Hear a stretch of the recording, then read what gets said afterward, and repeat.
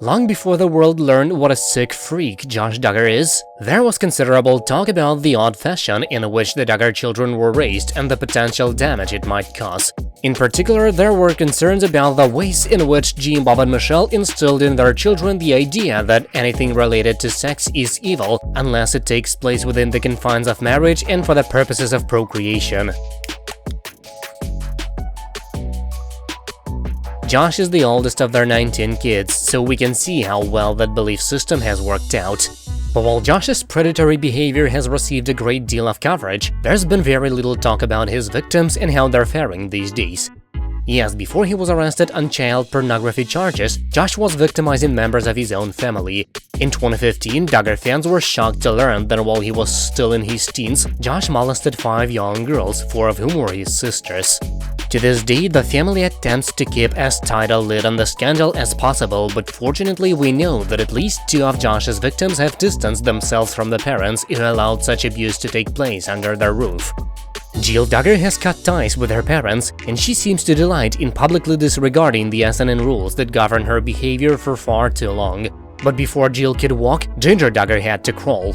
Yes, Ginger was wearing shorts in defiance of the family dress code and generally flipping the middle finger to her ultra-strict upbringing back when her other siblings were still doing their best to stay in Jim Bob's good graces.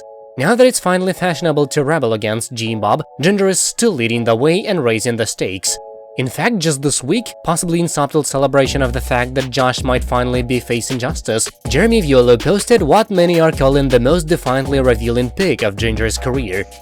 Now, she's still a Duggar, of course, which means the pic is not actually very revealing at all. But it's not the sort of thing that Ginger would allow to be posted if she were still concerned her father's opinion. Is that a thigh? My virgin eyes, one fan jokingly commented, according to UK tabloid The Sun. Oh, for a daughter of JB and Shelley, that's a lot of leg. Nice to see her so comfortable with herself, and you, another follower wrote. That's actually a perfect picture of her, a third chimed in. Ginger has been violating her family's dress code for years, but it's a topic she generally avoids discussing publicly. But last month, Ginger and Jeremy released a memoir entitled The Hope We Hold, Finding Peace in the Promises of God. In the book, Ginger offered the first detailed explanation of her decision to disregard the dress code with which she was raised. My mom had always dressed us girls in skirts and dresses, a standard that was taken from Deuteronomy chapter 22 verse 5, which says, "A woman shall not wear a man's garment," ESV. And I never really questioned it, she writes.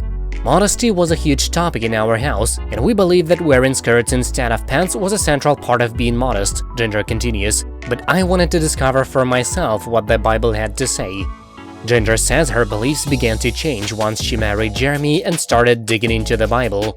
Growing up, I had a set of standards that I took as givens, she writes, adding that once she re-examined and compared them to scripture, her convictions were changing. So contrary to popular belief, Ginger didn't start wearing shorts strictly because she had Jeremy's permission to do so. Instead, it seems there else a scriptural justification for her decision. Looks like Jeremy, a Bible scholar who is currently attending ministry school, is more knowledgeable about the good book than his father-in-law. No wonder Jim Bob doesn't like him. As for how Ginger and Jeremy are dealing with the news of Josh's arrest, it comes as no surprise that they're experiencing some very mixed emotions. Being a family themselves, the idea of these kinds of charges against Josh are a horrific thing. Ginger is having a hard time coping with it, a source close to the situation tells People magazine.